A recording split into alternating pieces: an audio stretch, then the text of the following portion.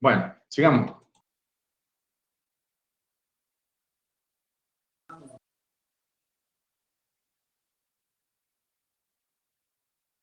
You are now unmuted. Ah, yes. You are now Sí. muted. A ver, a ver. Sí, ahí estamos.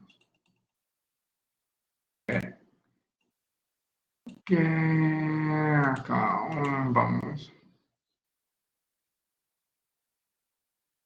No entiendo por qué es que se ha ido todo. Ahí estamos. Vale. Estamos con el queloide, ¿verdad? Bueno, sí, vale.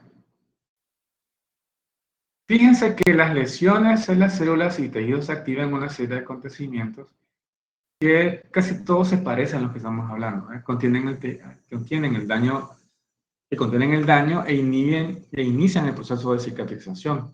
Este proceso puede separar una amplia regeneración y una reparación. La regeneración permite la recuperación por completa del tejido dañado o lesionado, mientras que la reparación puede recuperar algunas estructuras originales, pero puede producir alteraciones estructurales en los tejidos sanos.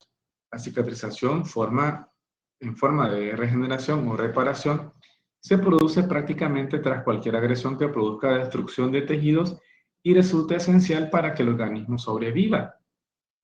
Una deformidad. Una deformidad. La regeneración alude a una proliferación de células y tejidos para reemplazar las estructuras perdidas, como el crecimiento de un miembro amputado en un anfibio. En los mamíferos, en los órganos y en los tejidos complejos no suelen regenerarse tras una lesión. Este término se emplea para procesos como el crecimiento del hígado, tras una resección total o parcial o una necrosis. La reparación puede incluir una serie de combinaciones de regeneración y inflamación de cicatriz mediante el depósito de colágeno. Aquí tenemos lo que son los conceptos de, entienda, renovación, reparación y regeneración, y este mismo. Este es como un esquemito. Tenemos una lesión severa. Podemos presentar, en el caso de una lesión X, puede ser regeneración o puede ser una reparación. Puede ser una renovación de los tejidos, puede ser una regeneración completa, de epidermis, subdermis, epitelio, glandular, etc. En tejidos estables, miramos aquí como una sección de esta parte y al final existe un crecimiento compensador, renal, hepático. Más que todo hepático. En el caso de una lesión con reparación, tenemos una herida. Miren, aquí se ve una formación de una cicatriz. En una inflamación crónica, ¿qué sucede? Hay una formación de fibrosis. Tiene las características, pero tiene formación de fibrosis.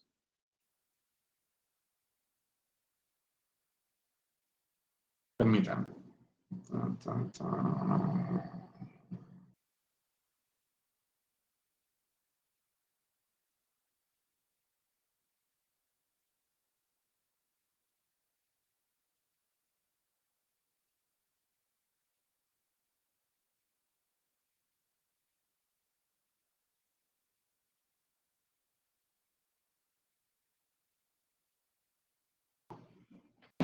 Bueno, el control de la proliferación celular y de crecimiento celular normales. Los tejidos adultos, el tamaño de las poblaciones celulares vienen determinados por la velocidad y por la proliferación celular, la diferenciación y la muerte por apoptosis.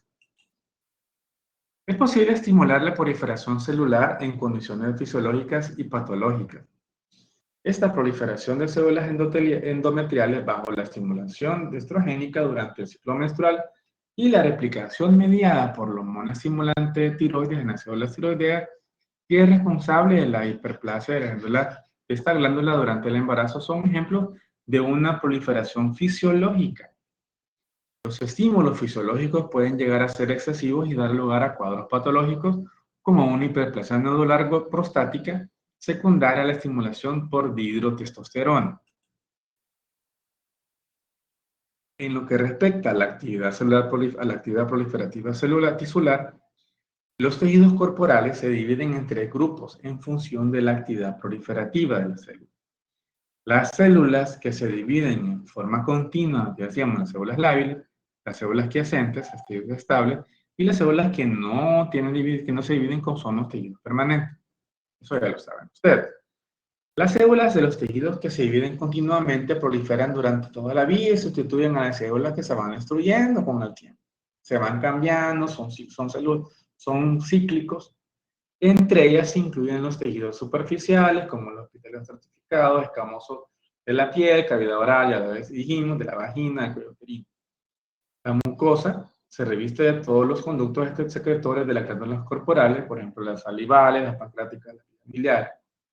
El epitelio cilíndrico de los tubos digestivos y el útero. El epitelio transicional del aparato urinario y las células de la médula ósea y de los tejidos hematopoyéticos. Los tejidos quiescentes suelen tener un nivel de replicación bajo, pero sus células pueden sufrir divisiones rápidas en respuesta a estímulos. ¿Cómo son capaces de reconstruir el tejido de origen? Dentro de este grupo se encuentran las células parenquimatosas hepáticas, renales y pancreáticas. Las células mesenquimatosas como fibroblastos y músculo liso, las células endoteliales vasculares y los linfocitos y otros tipos de leucocitos. Los tejidos que no se dividen contienen células que han abandonado un ciclo celular y no pueden sufrir mitosis en la vida postnatal. Creo que son las mismas diapositivas. A este grupo se incluyen las neuronas y las células musculares cardíacas y esqueléticas. Bueno, las células madre es la esperanza de algún día que sea posible emplear estas células madre para reparar los tejidos humanos lesionados como el corazón, el encéfalo, hígado y el músculo esquelético. Las células madres se caracterizan por tener una capacidad de autorrenovación y generar estirpes celulares diferenciadas, muy diferenciadas. Para originar estas estirpes, las células madres se deben mantener durante toda la vida del organismo. Este mantenimiento se consigue mediante dos mecanismos. A, una replicación asimétrica obligatoria, en la que con cada división celular, una de las células hijas conserva la capacidad de autorrenovación, mientras que la otra entra en una vía de diferenciación.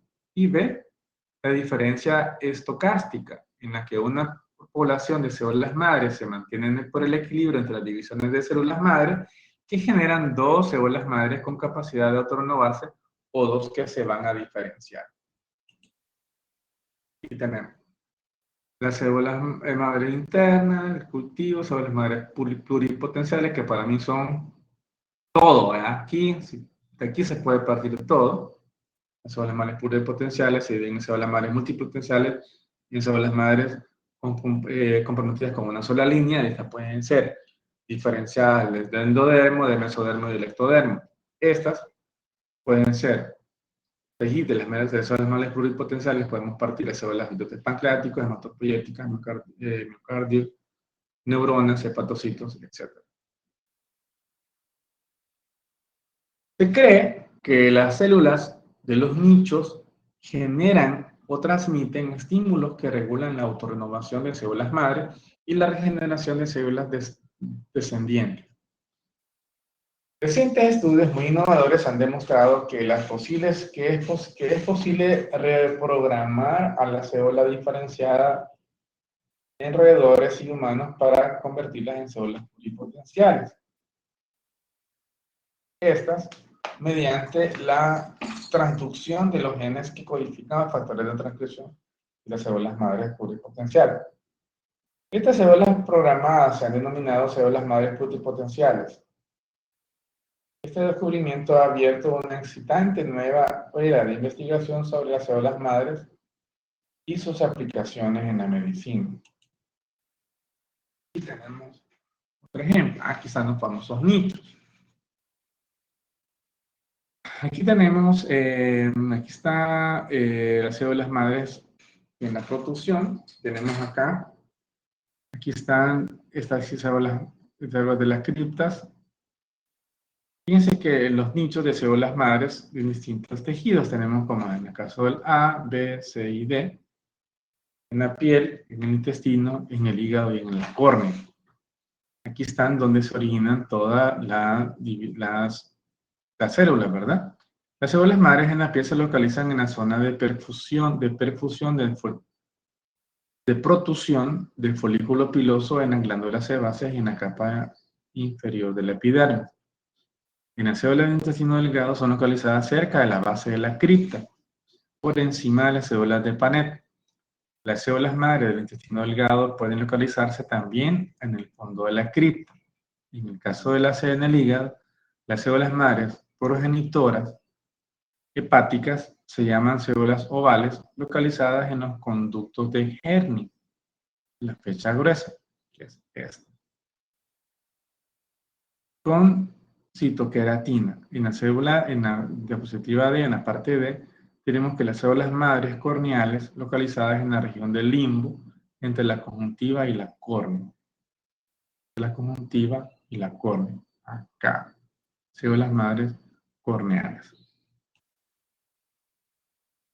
Células madres embrionarias. La masa interna de las células del blastocito durante el desarrollo embrionario precoz contienen células madres potenciales que se llaman células madres pluripotenciales, CM embrionarias, células madres, embrionarias.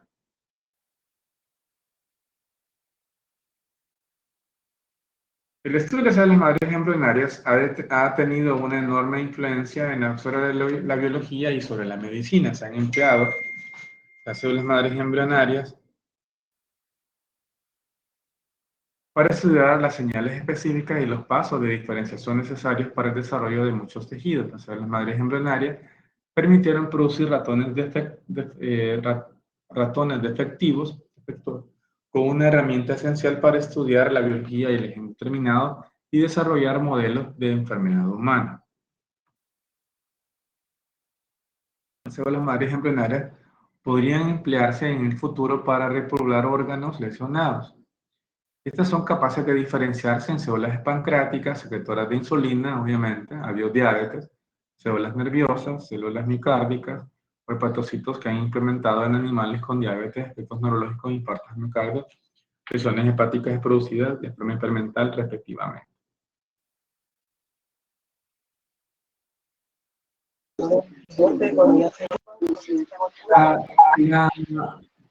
La replicación de células estimulantes de factores de crecimiento mediante la transmisión de señales de los elementos de la maneta celular a través de las interinas para conseguir la replicación y la división del ADN, esta célula debe sufrir una serie de acontecimientos regulados de forma estrecha, lo que se le llama ciclo celular. El ciclo celular incluye fases G1, S, G2, M. Las células quiescentes o que no han entrado al ciclo celular se sitúan sobre la fase G0. Ahí tenemos la fase G0, G1, G0, G1S, M y la división celular. Las células pueden entrar a G1 desde el estado G0, las células quiescentes. Otras cumplen la mitosis, las células que se replican en una forma continua. Las células quiescentes deben sufrir primero la transición de G0 a G1.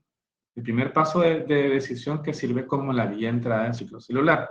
En esta transición interviene la activación de transcripción de un gran número de genes, incluidos los diversos protocongenes y genes que son necesarios para la síntesis de ribosomas y la producción de citosina. La G1 progresa en el ciclo y alcanzan un estado crítico de transición. Se llama punto de restricción, que es un paso limitante en la velocidad para la replicación. Cuando superan este punto de restricción, las células normales quedan comprometidas de forma irreversible para la replicación del ADN. Bueno, démosle. Ahí tenemos todos los factores que son importantes, los factores de crecimiento, y es importante que se los aprendan, ¿verdad? Y están todos los factores de crecimiento que ustedes deben de aprenderse para el examen.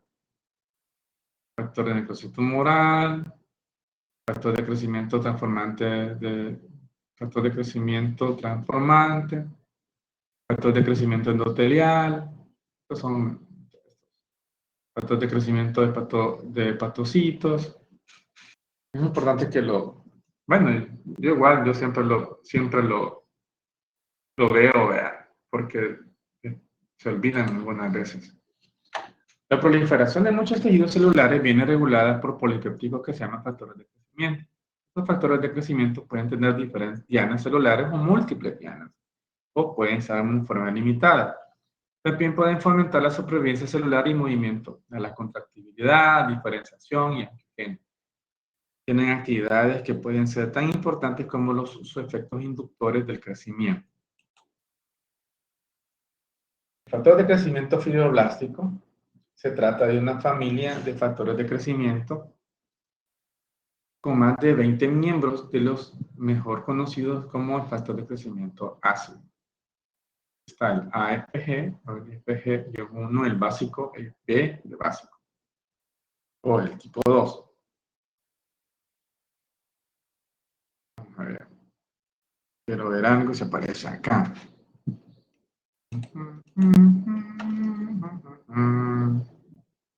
No sé si aparece, factor de crecimiento. No. Bueno, aquí está. El básico, el ácido y el básico. Aquí están los dos. Aquí no aparece la A y solo la B.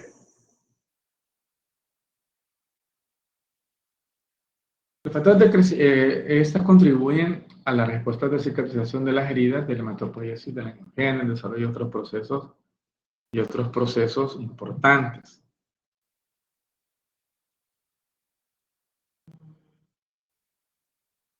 Entonces, tenemos que este factor de crecimiento de fibroblastos trabaja también en la trabajación de las heridas, está el 2, y está el KGFC, que contribuyen a revitalizar las heridas cutáneas.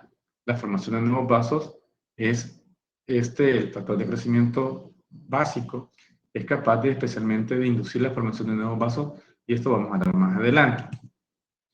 Hematopoiesis se ha relacionado este factor de crecimiento de fibroblastos con la diferenciación de estirpe de células sanguíneas específicas y con el desarrollo del estroma de médula ósea. Estos factores de crecimiento de fibroblastos influyen en el desarrollo de los músculos cardíacos y esqueléticos, en el pulmón y la especificación del hígado respecto a las células endodérmicas. ¿Cuáles son los mecanismos de transmisión de señales en el crecimiento celular? En esta sección se revisará solo los procesos de transducción de señales mediadas por el receptor que se activan mediante la unión de ligandos como los factores de crecimiento y citocinas para receptores específicos. Según el origen del ligando y las localizaciones de sus receptores, es decir, de células adyacentes o alejadas a la misma célula, se pueden describir tres modelos generales de transmisión de señales que se llaman autocrino, paracrino y endocrino. Estas son preguntas de examen de la doctora. Tenemos la autócrina, señales extracelular, sí misma. Parácrina, incluye una célula ADN adyacente. Y ¿cómo se llama? Y las endócrinas, secreción de hormonas hacia la sangre por células y tienen unas células dianas que son las receptoras.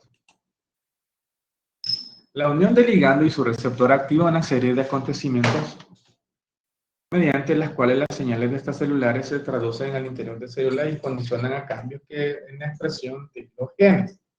Aunque un receptor único pueda transducir señales cuando se une a un ligando, lo más frecuente es que la transmisión de señales se deba a la unión de dos o más receptores por un ligando. Aquí está. Factores de crecimiento, tenemos algún tipo de citocina y al final lo que se da una activación de factores de transcripción. Esta vez positiva, no la pregunto.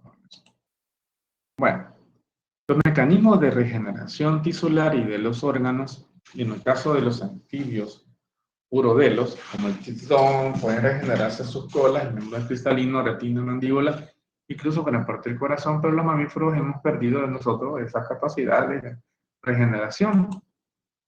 La inadecuación de la regeneración real del mamífero se ha explicado por la ausencia de formación de blastema, solo tenemos eso, que es la fuente de células para la regeneración, y por la rápida respuesta fibroproliferativa tras las heridas. En esta sección hemos elegido que el hígado para ilustrar los mecanismos de regeneración porque se ha estudiado de forma detallada y su importancia clínica y biológica. Incluso este proceso no corresponde a una verdadera regeneración, porque la resección del hígado no se asocia a un crecimiento nuevo del hígado, sino se trata de una hiperplasia compensadora en las partes del hígado que se expandan. La regeneración hepática. En esto, el hígado humano muestra una notable capacidad de regeneración como se confirma en su crecimiento tras la hepatotomía parcial. La proliferación de los hepatocitos en el hígado de regeneración se activa mediante factores de acciones combinadas de citocinas y los factores de crecimiento polipeptídico. Esto depende estrictamente de los factores parácrinos, de los factores de crecimiento y citocinas, como el factor de crecimiento de hepatocitos y la interleucina 6, producida por las células no parenquimatosas hepáticas. Se describen dos puntos de restricción principales para la replicación de los hepatocitos. La transición de G0 a G1, que introduce a los hepatocitos quiescentes en un ciclo celular, y la transición de G1 a S, que es necesaria para atravesar el punto de restricción presente al final de G1. Perdón.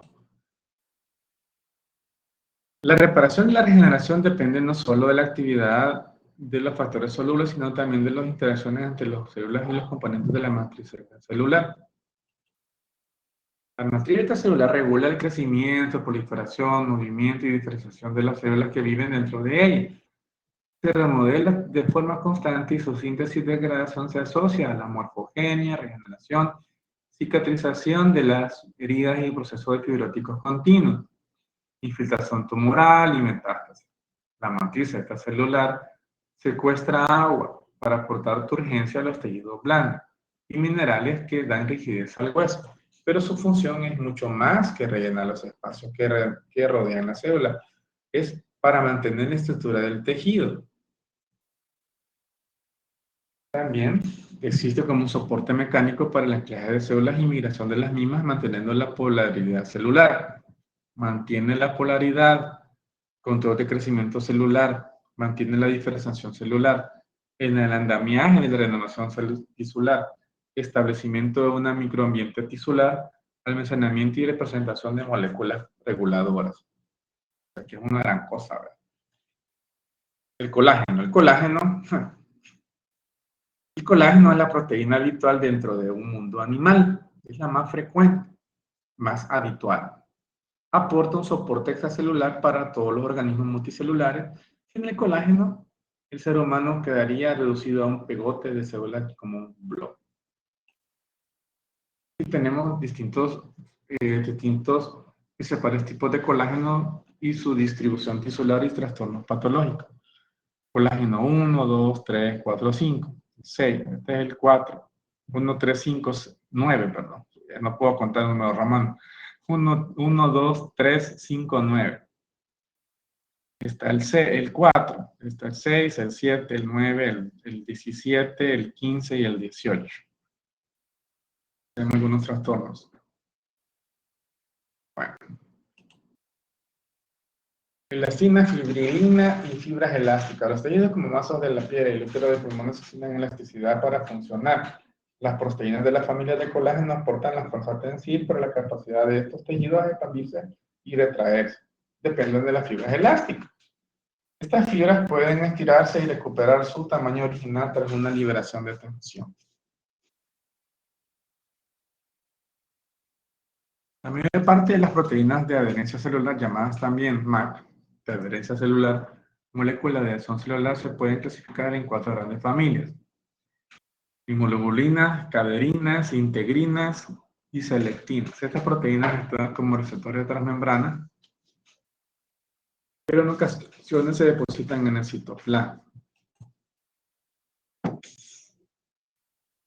Las glucosaminas, los glucosaminoglucanos y los proteoglucanos son un tercer tipo de componentes de la membrana extracelular de la matriz extracelular junto con las proteínas fibrosas estructurales, proteínas de adherencia celular.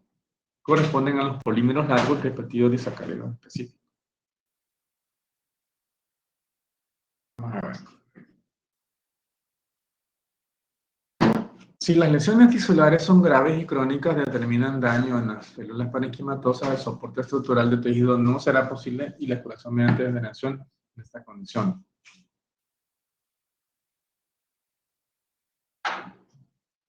El principal proceso de curación de la reparación del depósito de colágeno y otros componentes de la matriz extracelular que determina la formación de una cicatriz.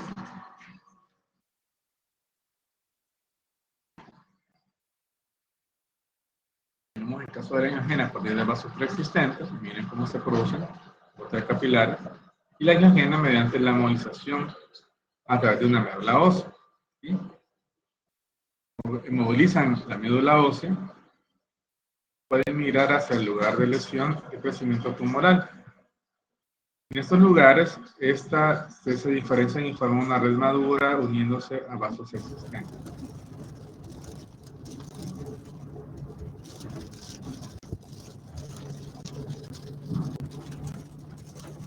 Contribuciones relativas a la reparación y la regeneración vienen condicionados por, uno, la capacidad proliferativa de las células del tejido y número dos, por la integridad de la matriz celular. Bárbaro, llega, que suena la música. Número 3, por la resolución de la cronicidad de la lesión y de la inflamación. La angiogenia es un proceso fundamental que afecta las reacciones fisiológicas. Por ejemplo, la cicatrización de las heridas, la regeneración y la vascularización de los tejidos isquémicos, la menstruación. Y patológicas como el proceso de desarrollo de tumores y de metástasis, la retinopatía diabética, la inflamación crónica. Por tanto, se han realizado grandes esfuerzos para comprender el mecanismo de la angiogenia y desarrollar agentes con actividad antiangiogénica.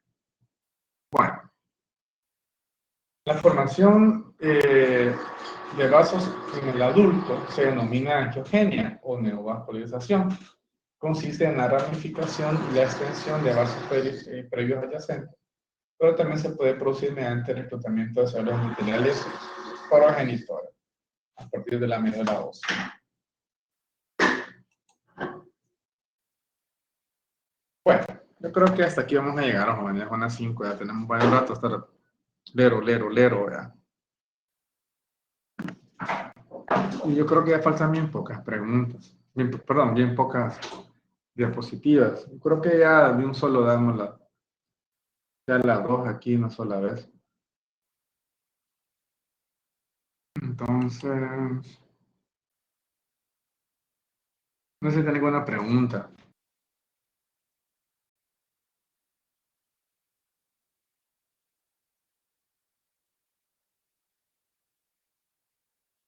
You are now unmuted.